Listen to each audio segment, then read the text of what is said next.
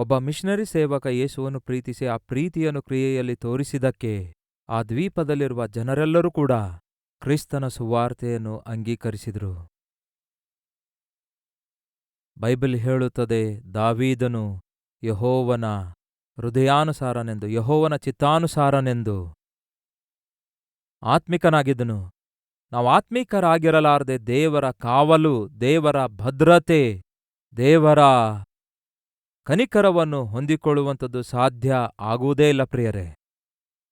ನಿಮಗೆ ಗೊತ್ತಾ, 1949ರಲ್ಲಿ, ಅಫ್ಕೋರ್ಸ್ ನಮಗೆ 47ರಲ್ಲಿ ನಮ್ಮ ದೇಶಕ್ಕೆ ಸ್ವಾತಂತ್ರ್ಯತೆ ಸಿಕ್ಕಿತು. 49ರಲ್ಲಿ ಇಸ್ರಾಯೇಲ್ ದೇಶಕ್ಕೆ ಸ್ವಾತಂತ್ರ್ಯತೆ ಸಿಕ್ಕಿತು. ಯಾವಾಗ ಇಸ್ರಾಯೇಲ್ ದೇಶಕ್ಕೆ ಸ್ವಾತಂತ್ರ್ಯತೆ ಸಿಕ್ಕಿತೋ, ಸ್ವಾತಂತ್ರ್ಯತೆ ಸಿಕ್ಕಿದ್ದಕ್ಕಾಗಿ ಯಾವಾಗ ಅವರು ಸಂಭ್ರಮ ಮಾಡಿಕೊಳ್ಳುತ್ತಾ ಇದ್ರೋ, ಸಡನ್ನಾಗಿ ಇಸ್ರಾಯೇಲ್ ದೇಶ ಸುತ್ತಲೂ ಇದ್ದಂತಹ ದೇಶಗಳವರು ಯುದ್ಧ ಪ್ರಕಟಿಸಿದ್ರು. ಆ ಕಾಲದಲ್ಲಿ ಅವರಿದ್ದದ್ದು ಕೇವಲ 5 ಮಿಲಿಯನ್, ಅಂದರೆ 50 ಲಕ್ಷ ಮಾತ್ರವೇ ಇಸ್ರಾಯೇಲ್ ದೇಶದಲ್ಲಿ ಜನರು ವಾಸವಾಗಿದ್ರು. ಸುತ್ತಲಿರುವ 4 ದಿಕ್ಕುಗಳಲ್ಲಿ 5 ದೇಶಗಳವರು ಸೇರಿ, 5 ದೇಶದ ನಿವಾಸಿಗಳು ಸೇರಿ, ಅರಬಿಯರೆಲ್ಲರೂ ಸೇರಿ 5 ದೇಶಗಳವರು ಇಸ್ರಾಯೇಲ್ ದೇಶದ ವಿರುದ್ಧ, ಇಸ್ರಾಯೇಲರ ವಿರುದ್ಧ ಯುದ್ಧ ಪ್ರಕಟಿಸುತ್ತಾರೆ. ಹಾಗೆ ಯುದ್ಧವನ್ನು ಪ್ರಕಟಿಸಿದಾಗ ಇಸ್ರಾಯೇಲ್ ಪ್ರಜೆಗಳು ದೇವರಿಗೆ ಮೊರೆಯಿಡುತ್ತಾರೆ, ದೇವರೇ, ಸ್ವಾತಂತ್ರ್ಯತೆ ಕೊಟ್ಟಿದ್ದೀರಿ, ನಮ್ಮೆಲ್ಲರನ್ನು ಒಂದುಗೂಡಿಸಿದ್ದೀರಿ, ಈಗ ಕಾಪಾಡಬೇಕಾದದ್ದು ನೀವೇ ಆಗಿದ್ದೀರಿ. ನಂತರ ಏನಾಯ್ತು ಗೊತ್ತಾ ಪ್ರಿಯರೇ, ಈ 5 ದೇಶಗಳು, 4 ಕೋಟಿಯಷ್ಟು ಪ್ರಜೆಗಳು, ಅರಬಿಯನ್ನರು, ಈ ಇಸ್ರಾಯೇಲ್ ಒಂದೇ ಒಂದು ದೇಶವನ್ನು ಜಯಿಸ್ಲಿಕ್ಕಾಗಲಿಲ್ಲ, ಸ್ವಾಧೀನ ಮಾಡಿಕೊಳ್ಳಲಿಕ್ಕಾಗಲಿಲ್ಲ. ಕಾರಣ ಗೊತ್ತಾ? ಇಸ್ರಾಯೇಲರನ್ನು ಕಾಪಾಡುವಾತನು ತೂಕಡಿಸುವುದಿಲ್ಲ, ನಿದ್ರಿಸುವುದಿಲ್ಲ. ಆತನು ವಾಗ್ದಾನ ಮಾಡುವುದಾದರೆ ಮಾಡಿದ ವಾಗ್ದಾನ ತಪ್ಪುವುದಕ್ಕಾಗಿ ಮನುಷ್ಯನು ಅಲ್ಲವೇ ಅಲ್ಲ. ಈ ದಿನಕ್ಕೂ ಕೂಡ ಇಸ್ರಾಯೇಲ್ ದೇಶ ಬಹಳ ಚಿಕ್ಕ ದೇಶ. ಆದರೆ ಪ್ರಪಂಚದಲ್ಲಿರುವಂತಹ ಬಹು ತಿಳುವಳಿಕೆ ಹಾಗೂ ಜ್ಞಾನವುಳ್ಳಂತಹ ಸೈನ್ಯ ಯಾವ ದೇಶದಾಗಿದೆ ಗೊತ್ತಾ? ಇಸ್ರಾಯೇಲ್ ದೇಶದ ಸೈನ್ಯವಾಗಿದೆ. ಅಷ್ಟೊಂದು ಜ್ಞಾನ ಅವರಿಗೆ ಎಲ್ಲಿಂದ ಬಂತು? ದೇವರೇ ಅವರಿಗೆ ಅನುಗ್ರಹಿಸಿದ್ದಾರೆ. ಪ್ರಿಯ ಸಹೋದರ ಸಹೋದರಿಯರೇ, ನಾವು ದೇವರನ್ನು ಪ್ರೀತಿಸುವುದಾದರೆ ದೇವರು ನಮ್ಮನ್ನು ತಪ್ಪಿಸುತ್ತಾರೆ. ಮನೆಯಿಂದ ಹೊರಗೆ ಬರುವುದಾದರೆ ಗ್ಯಾರಂಟಿ ಇದೆಯಾ ಮತ್ತೆ ತಿರುಗಿ ಮನೆಗೆ ಹೋಗ್ತೇವೆಂದು? ಆಫೀಸ್ಗೆ ಹೋಗ್ತಿದ್ದೇವೆ, ಹೊಲದ ಕೆಲಸಕ್ಕಾಗಿ ಹೋಗ್ತೇವೆ, ವ್ಯಾಪಾರಕ್ಕಾಗಿ ಹೋಗ್ತೇವೆ, ವಿದ್ಯಾಭ್ಯಾಸ ಮಾಡಲು ಹೋಗ್ತೇವೆ. ಮನೆಯಿಂದ ಹೊರಗೆ ಬಂದ್ರೆ ತಿರುಗಿ ಹೋಗುವ ಗ್ಯಾರಂಟಿ ಇದೆಯಾ? ಹೋಗ್ಲಿ, ಮನೆಯೊಳಗೆ ಹೋದ್ರೆ ಗ್ಯಾರಂಟಿ ಇದೆಯಾ? ಎಷ್ಟು ಮನೆಗಳು ಕುಸಿದು ಬೀಳ್ತಾ ಇಲ್ಲ? ಎಷ್ಟೋ ಕಡೆ ಭೂಕಂಪ ಉಂಟಾಗ್ತಿದೆಯಲ್ಲವೇ? ಎಷ್ಟೋ ಮನೆಗಳು ಮಳೆಯಲ್ಲಿ ಕೊಚ್ಕೊಂಡು ಹೋಗ್ತಿವೆ ಅಲ್ಲವೇ?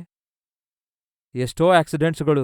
ಟ್ರೇನ್ನಲ್ಲಿ ಸೇಫ್ಟಿ ಇದೆಯಾ? ಫ್ಲೈಟ್ನಲ್ಲಿ ಸೇಫ್ಟಿ ಇದೆಯಾ? ಬಸ್ನಲ್ಲಿ ಸೇಫ್ಟಿ ಇದೆಯಾ? ಬೈಕ್ ಮೇಲೆ ಸೇಫ್ಟಿ ಇದೆಯಾ? ಎಲ್ಲಿದೆ ಮನುಷ್ಯನಿಗೆ ಸೇಫ್ಟಿ?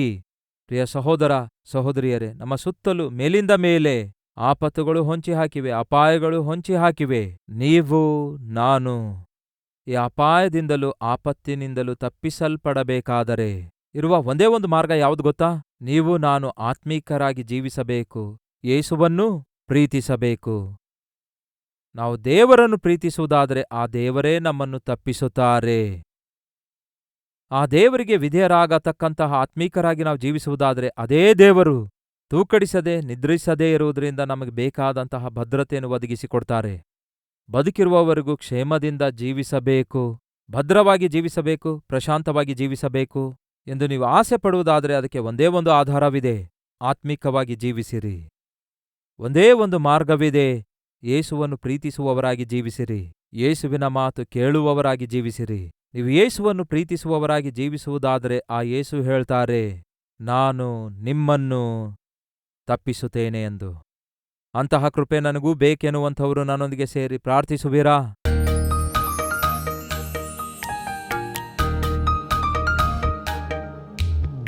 ಪರಿಶುದ್ಧನಾದ ತಂದೆಯೇ, ದಾವೀದನು ಆತ್ಮೀಕನಾಗಿದ್ದನು. ಆತ್ಮಿಕನು, ನಿಮ್ಮನ್ನು ಪ್ರೀತಿಸಿದವನು, ನಿಮ್ಮ ಮಾತಿಗೆ ವಿಧೇಯನಾದವನು, ನಿಮ್ಮ ಹೃದಯಾನುಸಾರನೂ ನಿಮ್ಮ ಚಿತ್ತಾನುಸಾರನೂ ಆಗಿದ್ದನು. ಸೌಲನು ಆತ್ಮೀಕತೆಯನ್ನು ಕಳೆದುಕೊಂಡವನಾಗಿದ್ದನು, ದುರಾತ್ಮನಿಂದ ನಡೆಸಲ್ಪಡುವವನಾಗಿದ್ದನು.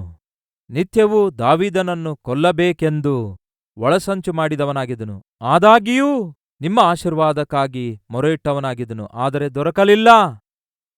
ನಿಮಗೆ ವಿರುದ್ಧವಾಗಿ ಜೀವಿಸುತ್ತಾ, ನಿಮಗೆ ಬಾಧೆಪಡಿಸುತ್ತಾ, ನಿಮಗೆ ಬೇಸರಗೊಳಿಸುತ್ತಾ ಆಶೀರ್ವಾದಗಳಿಗೋಸ್ಕರ ಮೊರೆಯಿಡುವುದಾದರೆ ನಮಗೆ ದೊರಕುವುದಿಲ್ಲ ದೇವರೇ. ನಾವು ದಿವ್ಯದಾನಗಳನ್ನು ಹೊಂದಿಕೊಂಡು ಆಶೀರ್ವದಿಸಲ್ಪಡಬೇಕಾದ್ರೆ, ಅಪಾಯದಿಂದ ನಾವು ತಪ್ಪಿಸಲ್ಪಡಬೇಕಾದ್ರೆ ನಾವು ನಿಮ್ಮನ್ನು ಪ್ರೀತಿಸಬೇಕು, ನಿಮ್ಮ ಮಾತಿಗೆ ವಿಧೇಯರಾಗಬೇಕು, ಆತ್ಮಿಕತೆಯುಳ್ಳವರಾಗಿ ಜೀವಿಸಬೇಕು. ಅಂತಹ ಜೀವಿತ ನಮಗೆ ದಯಪಾಲಿಸಿರಿ ಎಂದು ಯೇಸು ಕ್ರಿಸ್ತನ ನಾಮದಲ್ಲಿ ಬೇಡಿ ಹೊಂದಿದ್ದೇವೆ ತಂದೆಯೇ, ಆಮೇನ್.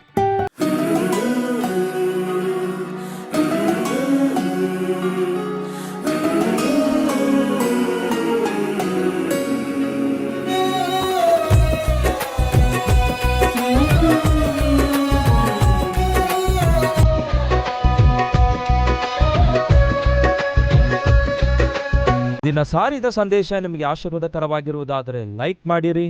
ಇಂಥ ಅದ್ಭುತವಾದ ಸಂದೇಶಗಳನ್ನು ಪ್ರತಿದಿನ ನೋಡಲು ಆಶಿಸುತ್ತಾ ಇದ್ದೀರಾ? ಹಾಗಾದರೆ ಸಬ್ಸ್ಕ್ರೈಬ್ ಮಾಡಿ, ಹಾಗೆಯೇ ಬೆಲ್ ಐಕಾನ್ ಕ್ಲಿಕ್ ಮಾಡಿ ಅನೇಕರಿಗೆ ಈ ಸಂದೇಶವನ್ನು ಶೇರ್ ಮಾಡುವ ಪ್ರಯತ್ನ ಮಾಡಿ.